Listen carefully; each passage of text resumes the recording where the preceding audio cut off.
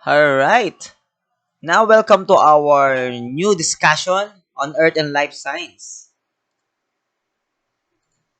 Don't forget to like, make a comment, then share and subscribe to our YouTube channel, I Am Educado.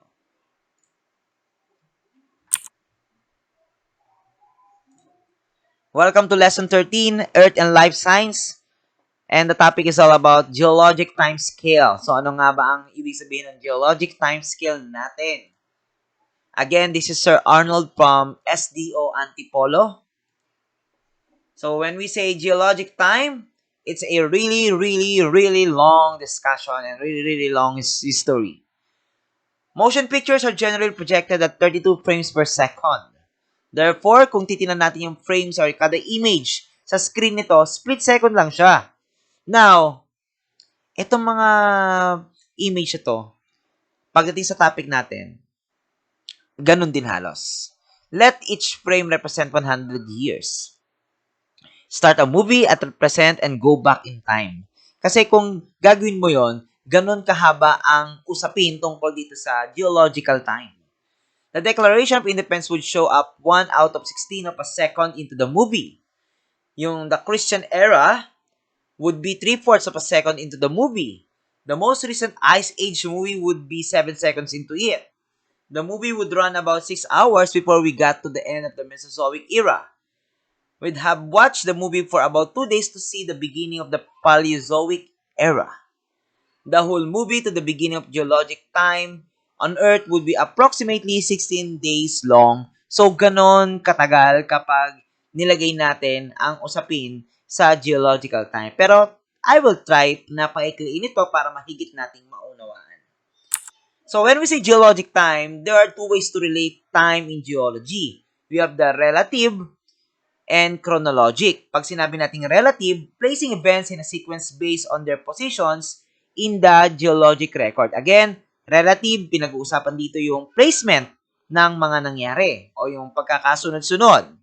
While chronologic, placing a specific number of years on an event or rock sample. So dito naman sa chronologic, nilalagay ang saktong bilang ng taon na nangyari ito. So, pag natin patagalin, let's proceed with the next slide.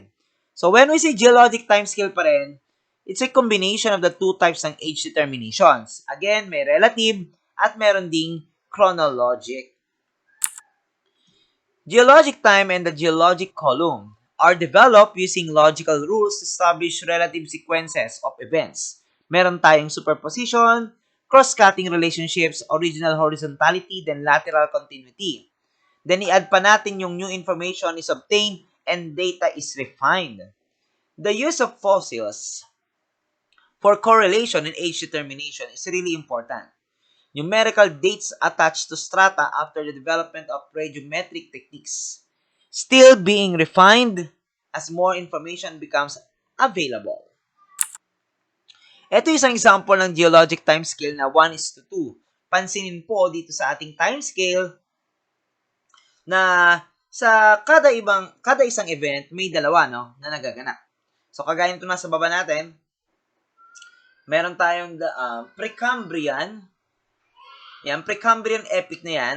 Yan po yung panahon na kung saan nagkaroon ng Proterozoic Eon at Archean Eon. So dalawa na po kagad yan, 1:2. Okay po. Dito naman sa iba, dito sa taas natin, iba naman ang nangyari. May events pero may dalawa siyang Eon and era. So, meron tayong Panozoic, then Paleozoic. Yan. So, yan yung pinapakita nating sample ng geologic time scale. Dito rin, nakasequence din po yung sequence, yung pagkakasunod-sunod ng events mula noon hanggang sa kasalukuyan. Ayan. So, ito pa, isa pang example natin na talagang ito naman ay 2:2. Ayan, no? So, depende kasi yan kung anong gagamitin natin, geologic time scale. Relative dating methods are used to determine the relative sequence of events. Which came first, then ano yung nahuli? Wala tong age na naka-assign. So dito, meron tayong relative age principles, 6. Superposition, lateral continuity, inclusions, original horizontality, cross-cutting relationships, and fossil succession. Yung nakadilaw, superposition sa kayong cross-cutting relationship, ito yung most useful na ginagamit na relative dating methods or principles. So, ito yung law of superposition, as I mentioned na rin kanina pa ulit, sa mga nakaraan nating presentations. Yan po, undisturbed strata yan. Yan ay natural made, hindi yan nagalaw. Older rocks ay nasa ibaba, younger nasa taas. Again, original horizontality naman, sediments are generally deposited as horizontal layers. So, nasabi ko na rin yan na ang mga bato ay deposit sa tubig ng naka-horizontal formation. We also have the lateral continuity. Dito naman po, ang sediments ay naka-layer laterally in all direction until they thin and pinch out as they meet the edge of the depositional basin. So, according to Charles Lyell, first principle ng geology text included description and use of principles of cross-cutting relationship, then principles of inclusions, then meron din siya about relative time tools. So, ito yung cross-cutting relationship na mention ko na rin to sa mga previous nating presentations. Kapag yung younger, then yung nakat na object. Yan po yun. So, ito yung lava flows and seals, no? So, ito naman yung principle of inclusion na kung saan one rock type containing another rock type are older than the rock they are embedded in. That is, the younger rocks contain the inclusion. So, kadalasan po, ang mga younger nating bato ay nagkakaroon ng inclusions. Possible po, kagaya niya, no?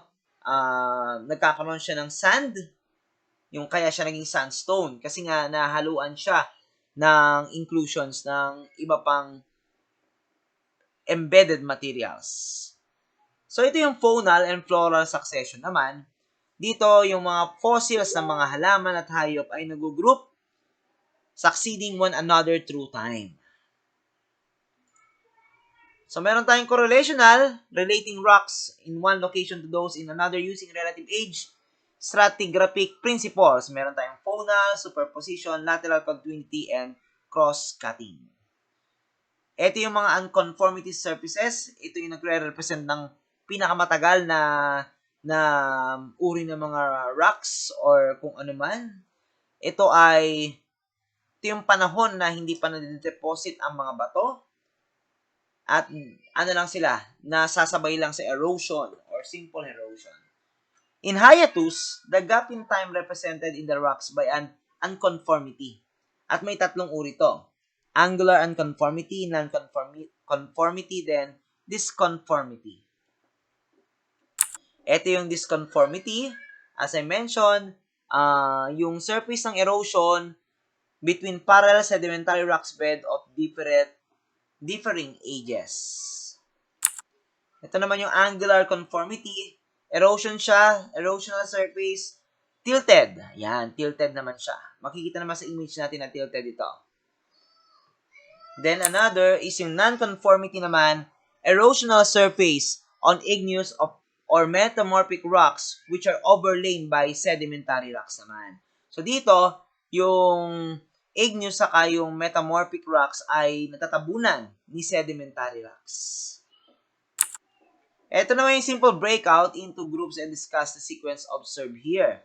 Ayan, so makikita naman natin na talagang may formations na nangyayari. Age estimates of Earth, meron tayong pinagbabatayan batay sa Bible. Meron din tayong cooling rates of iron pellets, then determining sedimentation rates and compare.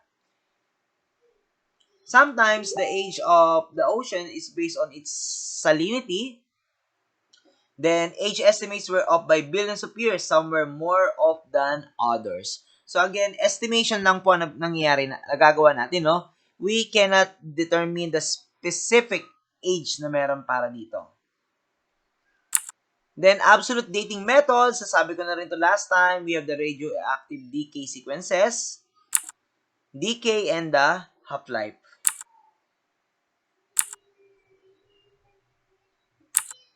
Ito yung 5 radioactive isotope pairs, no?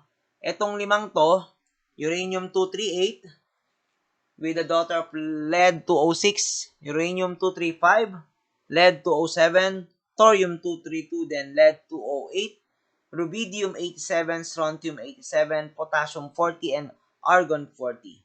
Ang mga life nila are indicated on the graph. Then, yung kanilang dating range, no? Yan ay batay sa taon natin. Then, mineral rocks that can be dated. Kung pansinin po, ang pinakamatagal na ay ang 4.6 billion. Ayan. So, rubidium yan, saka strontium, no?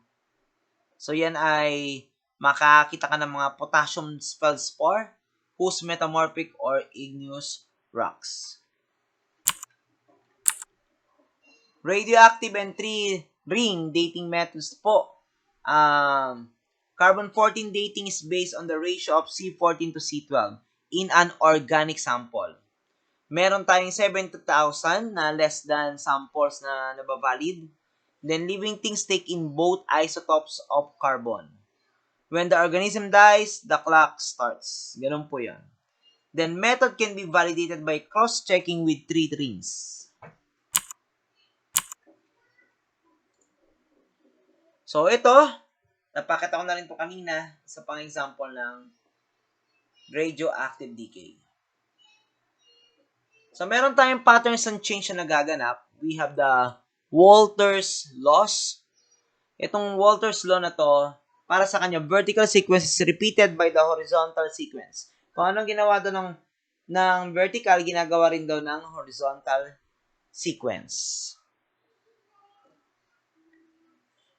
We have also the phasis diagram. So, dito, distribution siya ng lithophasis or rock types which are associated with their respective EOD.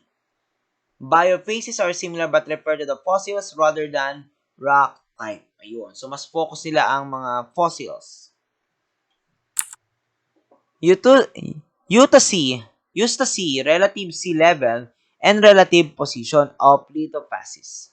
So, pag sinabi natin, Eustacy, change in volume of water in ocean.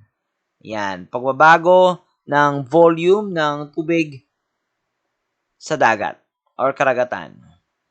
Lithophasis develop on sea level, land level, geometry, of course, sediment supply. So, yan po yun.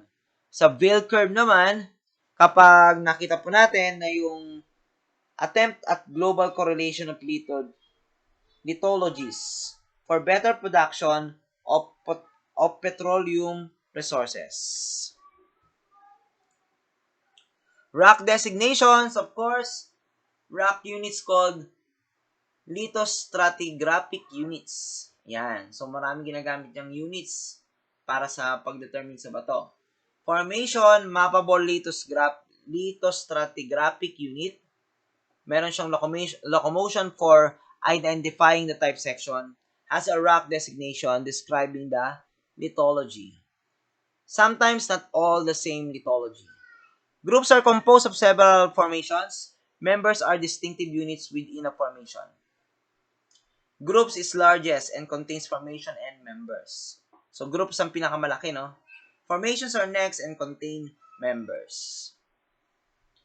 Fundamental lithological units pa rin, yung formation kasi ng rock layer with distinctive characteristics that is mappable over a large area at typical map scales. 1:62,500 or more, commonly 1:24,000. Formation of members, smaller layers that are unique that are not mappable over larger areas and won't show up at the typical map scales. Alright, so sana nakatulong yan kahit papano. Don't forget to like, comment, share, and subscribe to our channel. I am Educado. This has been your teacher, Sir Arnold.